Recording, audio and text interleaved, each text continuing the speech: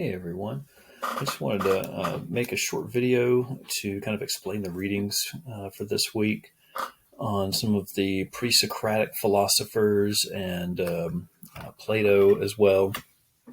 And so the first part of the reading is really just kind of a list of ancient philosophers, all of them Greek, who have some very interesting things to say about the world.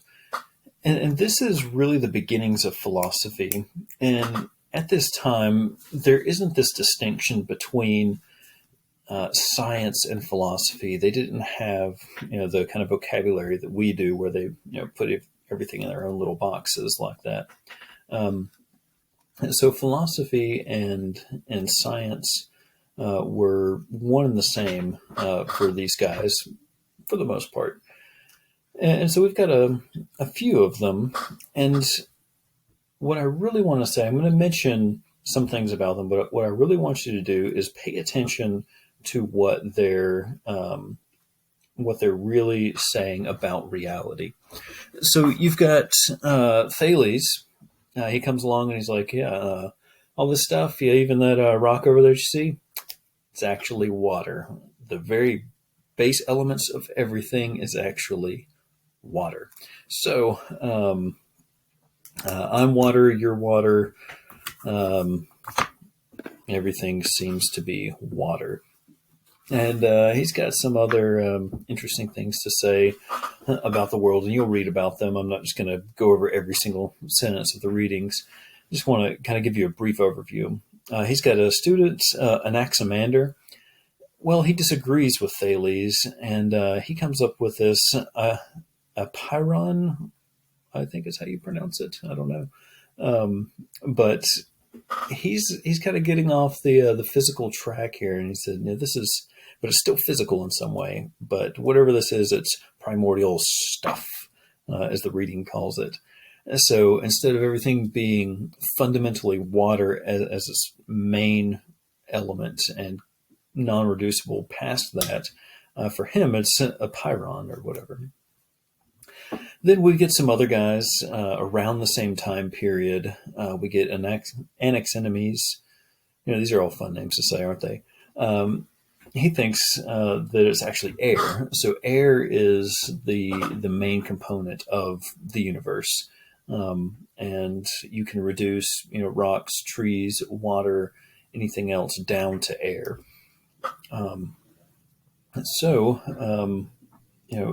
He's on the same track as Thales, but his idea is, in one direction or the other, but they still come down to one fundamental element. Heraclitus does the same thing, but he knows that many things like wood and other things can catch on fire, and then they're consumed in this fire. And so he thinks that, well, maybe it's really just fire. Everything fundamentally is fire, and you just have to unlock it from whatever state it's trapped in. And so we can reduce all things, even water apparently, to fire.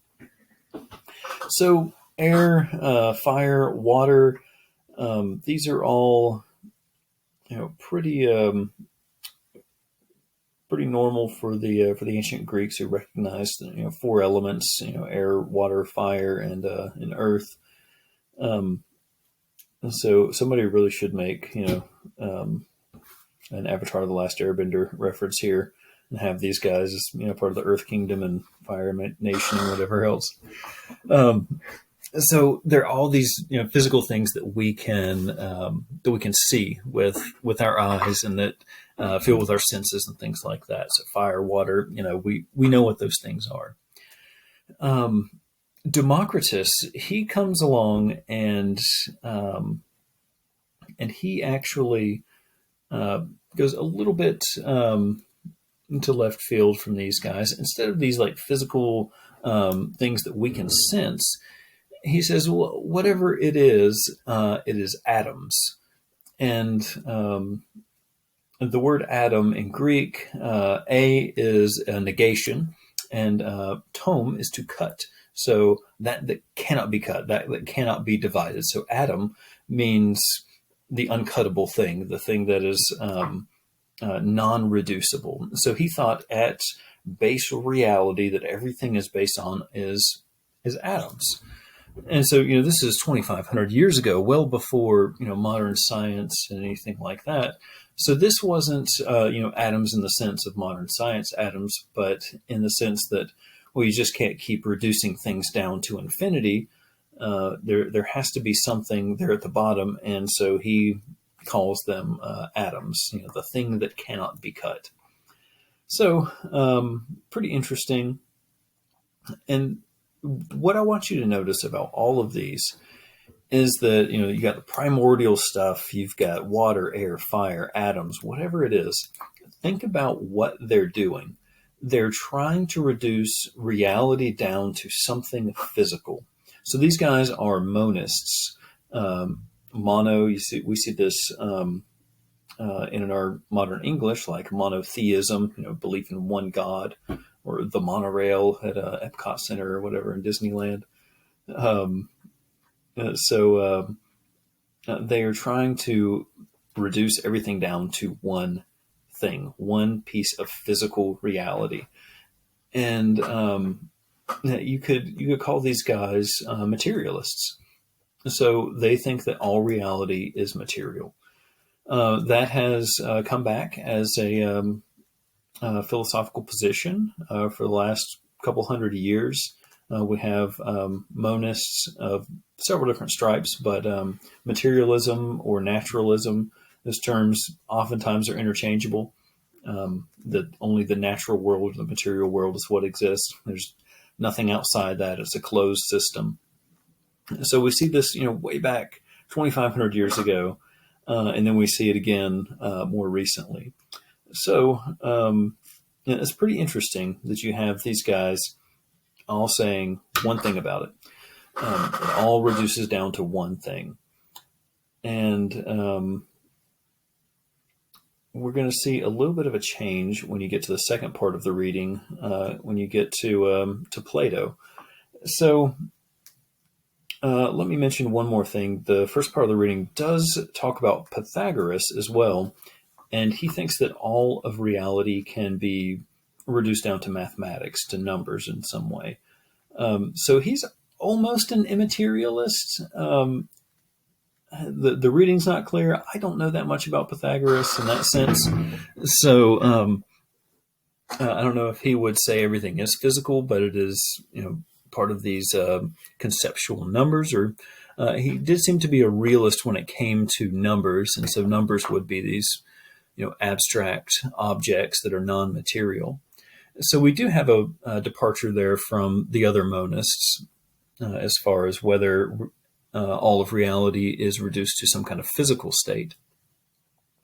Well, we get to Plato and to Socrates, and we see kind of the Socratic turn where they start focusing on things like ethics, the meaning of life. Plato has his realm of forms as well. And so the realm of forms is this belief that everything physical is just a copy of some form. So there's an ideal form of everything, of your computer, your coffee cup, this pen. These things are limited by physical reality. There's flaws in it, but the forms are perfect, and we're just mere imitations of those forms, or we participate in those forms in some way. And there's been a lot of ink spilled on that for the last 2,000 years or so, on exactly what he means and whether or not that's a good view of reality. So we do see Plato departing from these others and saying, well, no, not everything can be reduced down to just one kind of substance, physical substance. There's actually at least two things. There's physical substance, what we're made out of, and there's immaterial substances, minds, gods, ideas, the forms. Those are all immaterial. So think about that, and think about modern philosophy and how we still see, kind of this divide between these two positions. We have our modern naturalists and materialists, and we have our modern dualists, those who believe in two states of or two kinds of substances. And this idea will come up over and over when we talk about arguments for God's existence. When we talk about the mind-body problem, is there such thing as a mind? And many other things that we talk about in here. This issue is going to keep coming up. So this is a really interesting jumping off point for us. In the second part of the reading, I also wanted to mention Plato's cave. So there is the Allegory of the Cave, and I really do encourage you to read that excerpt from it in its totality. The cave, we see these people described as sitting in chairs. They're chained to them, and they can only see the wall in front of them. And on that wall, they see shadows. And behind them, there's a walkway and a fire, and so people walk in front of the fire, behind them and between the fire, and so they see the shadows on the wall, and so they think that this is reality. This is all they've ever experienced, is seeing these shadows, and they just think that, well, that's it. That's all life is. Well, one of them escapes. His chains are broken or something like that. He gets up and he sees that it's just people walking back and forth in front of the fire, carrying things like the figures of horses or dogs or whatever. And he realizes that that is what he has seen his entire life is a lie. It's not true reality. And then he keeps going from there. He sees that these are just the figures of things. And he goes from there and finds his way out of the cave and up into the sunlight. And the sunlight is blinding to him. But eventually his eyes adjust, and he does see these things. He sees real trees and real animals, real horses and people. And so he realizes that even his first knowledge there about these forms, or these figures that were going in front of the fire, are just an imitation of the real thing. So again, this is kind of like an illustration of two different things: Plato's idea of the forms and appearance versus reality. So the way that he eventually, he saw the shadows, then he saw the figurines that were being moved in front of the fire, and now he sees true reality out in the sun. And so he's enlightened. He has literally, he's in the sunlight. And he figures out that he's lived a lie his whole life. And if this sounds familiar, it's because this is the movie plot of The Matrix too. So he, great movie, by the way, you should watch that. So he goes back down and he says, guess what, everybody? Everything that you have ever known and loved is a lie. And of course, everybody then is like, well, thank you so much. What a good citizen. That's so wonderful of you. No, they question him. They view him with suspicion. They persecute him and would even kill him if they could. So this is interesting. There's many, many things go on. You could write a whole book on this, what Plato's talking about here. But think about that. He's finally enlightened. He figures out the way he thinks reality truly is. Then he goes out into the real world, and he finally sees it in its actuality. And then he comes back to tell everyone that all their preconceived notions are wrong. Well, those people get angry. And if I were to tell you, hey, you know what, everything you've ever believed and held dear for your entire life, well, yeah, sorry, but it's all been lies. You probably wouldn't like me very much, and you probably wouldn't believe me either. So it's a really interesting thought experiment. Appearance versus reality. Do we hold to true beliefs? Of course, today we don't think Thales' theory is true, that everything is water. We don't think that Heraclitus and his fire is true. We may think that everything can be boiled down to subatomic particles at the quantum level or something, or what, but is that true? If someone in 2,500 years can say, oh gosh, they were so silly for believing that, and then they'll probably still go back and read Plato's cave. So think about that. Think about what beliefs we may have that could be wrong. We could be wrong on many different things, on a number of different things. So this is a great lesson for approach to this class, or really any other class, or just new ideas in general, is asking yourself, well, what answers the most questions and what has the least amount of problems? Because many times, oftentimes, we're proven wrong in our presuppositions. So keeping an open mind is a good thing. And if beliefs can't be held up to critical scrutiny, are they worth having? So, that's a question for you guys to consider. Maybe talk about that in your reading summaries.